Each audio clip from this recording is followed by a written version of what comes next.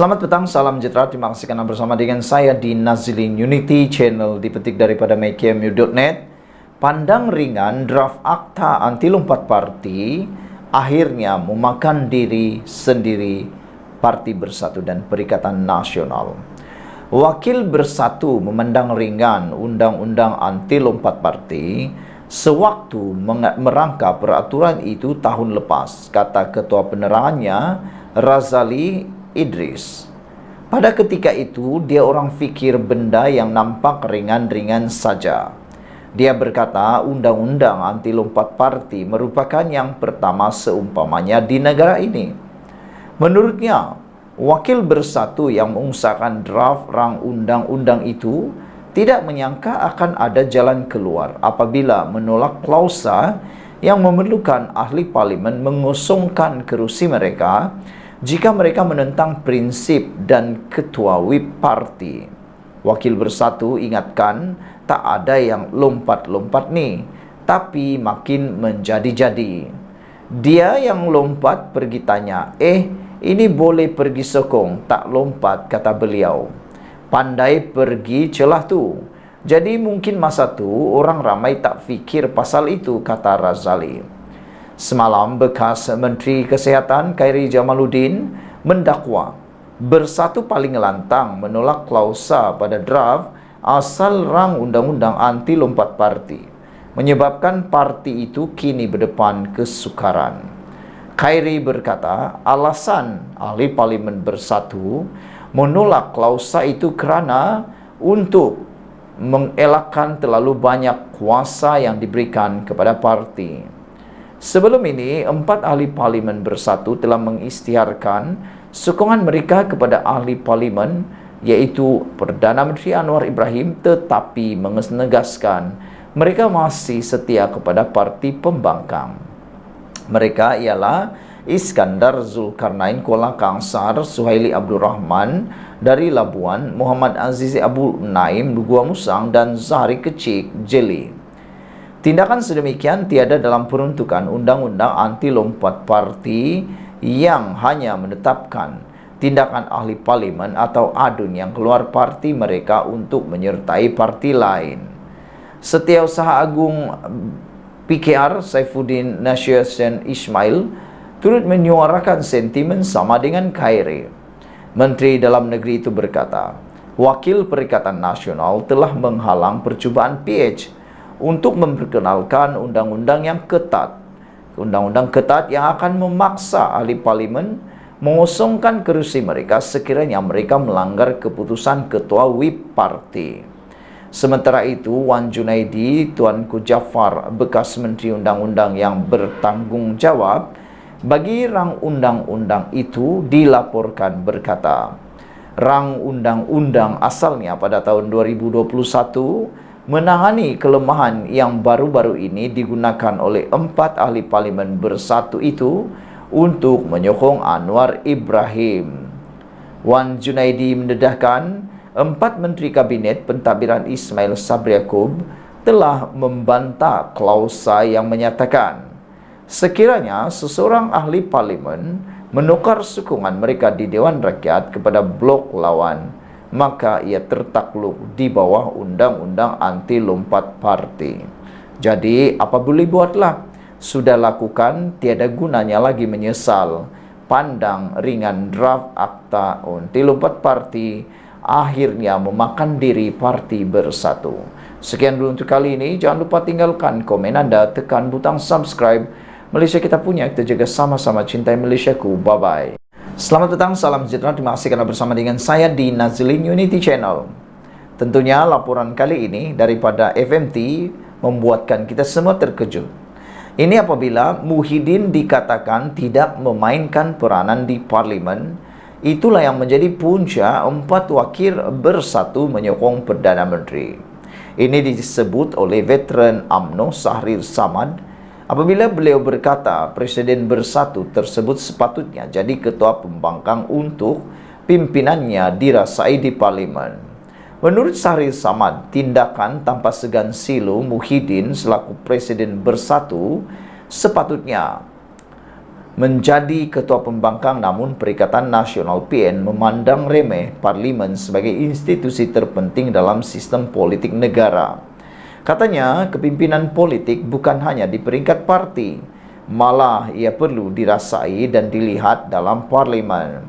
Kalaulah Muhyiddin sebagai pengerusi Perikatan Nasional mengisi jawatan ketua pembangkang, tentunya beliau dapat benar-benar memimpin ahli-ahli Perikatan Nasional dalam parlimen, kata beliau lagi. Kehadiran pemimpin mereka di baris hadapan dalam perang politik di dalam Dewan Rakyat pastinya akan memberangsangkan mereka, katanya dalam catatan di Facebook. Selain itu, 4 ahli parlimen bersatu menyatakan sokongan kepada Perdana Menteri walaupun masih bersama parti itu. Mereka adalah Iskandar Zulkarnain Abdul Khalid dari Kuala Kangsar, Suhaili Abdul Rahman Labuan, Azizi Abu Naim Gua Musang, dan Sahari Kecik Jeli. Sahrir, bekas ahli parlimen Johor Bahru itu berkata, keputusan menyerahkan jawatan ketua pembangkang kepada Setiausaha Agung Perikatan Nasional iaitu Hamzah Zainuddin dianggap satu kesilapan. Ini adalah satu sebab mengapa ahli-ahli parlimen parti itu tidak segan silu beralih sokongan kepada kerajaan, katanya yang juga bekas Menteri Perdagangan Dalam Negeri dan Hal Ehwal Pengguna. Beliau berkata, ketika UMNO kali pertama menjadi pembangkang di Dewan Rakyat pada tahun 2018, jawatan ketua pembangkang diserahkan kepada Ismail Sabri Yaakob. Dan kecaluran dalam UMNO dan BN turut juga tercetus sehingga Datuk Seri Ismail Sabri Yaakob sebagai naib Presiden UMNO pula menjadi Perdana Menteri yang ke-9, katanya lagi.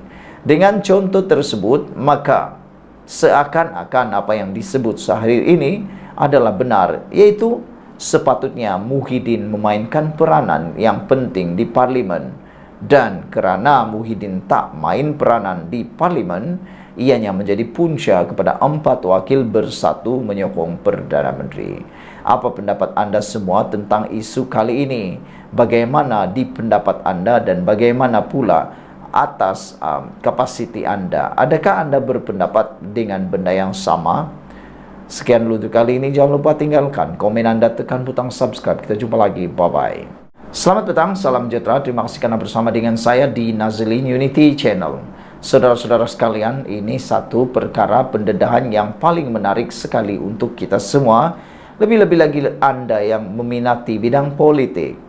Beberapa perkara yang membuatkan hati kita geli ialah pendedahan tentang betapa Perikatan Nasional pernah menolak draft asal undang-undang anti lompat parti. Dan akhirnya ini yang terjadi. Perikatan Nasional wajib menuntut penjelasan daripada Hamzah dan Taqiyuddin.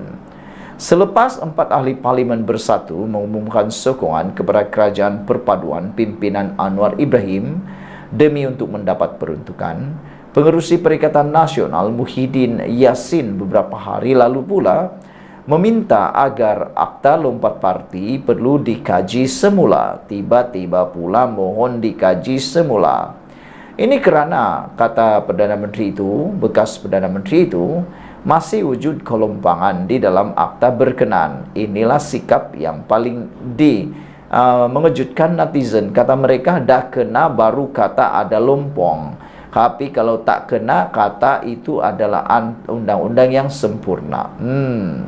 Susulan itu, bekas Menteri Kesihatan Khairi Jamaluddin mendedahkan, kelompangan berkenan adalah disebabkan pemimpin-pemimpin Perikatan Nasional sendiri.